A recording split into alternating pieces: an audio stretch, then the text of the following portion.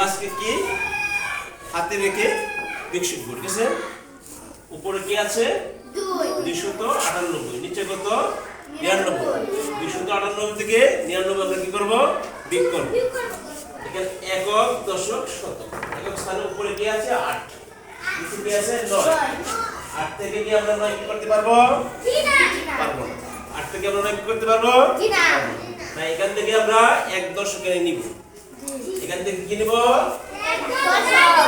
1 দশ এখানে হ্যাঁ, আমরা এখান থেকে 1 দশ ধার নিব। হ্যাঁ, 1 দশ এখানে ধার নিব। 1 দশ যদি নিয়ে যাই তাহলে এখানে কি থাকবে? 8 থাকবে।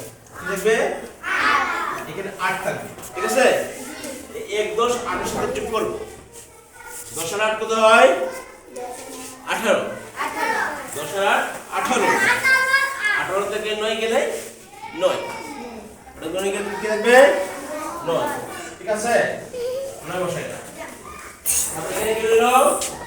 8। এখানে 8। 8 থেকে কি আমরা 9 বিয়োগ করতে পারবো? 8 থেকে 9 বিয়োগ করতে পারবো? পারবো না। আবার এখান থেকে 1 দশ নিয়ে যাব। এখান থেকে 1 দশ কি করব? এখান থেকে আমরা 1 দশ ধার নিব। এখানে কি থাকবে? 1। এখানে কি থাকবে? 1। এখানে 10 আর 8 কত হয়? 18। 10 8 কত হয়? 18। 18 থেকে আমরা কি বিয়োগ দিব? 9। কি বিয়োগ দিব? 9। এখানে 9, আবার কি থাকবে? 9, ঠিক আছে? এখানে 2 থেকে আমরা কি ছিল? 1 ছিল। এখানে তো কোনো সংখ্যা বিয়োগ নাই, বিয়োগ আছে কি? নেই। তাই এখানে 1 একই বসে যাবে। এখান থেকে আমরা ধার নিয়ে গেছিলাম, তখন 1 ছিল। 1 এর নিচে কি কিছু আছে আরো? শুধু একই আমরা 1 এখানে বসাই দেব। এখানে বসাও। সবাই কি বুঝতে পারছো কোটা? জি। সবাই ক্লিয়ার? জি। আর বুঝতে হবে? জি না। আমরা একটু বুঝাই দিই। আমরা 8 থেকে 9 বিয়োগ করতে পারবো না। তাই এখান থেকে আমরা 1 দশ নিয়েছিলাম, তাই 10 করব। এখানে রইল তাহলে 8।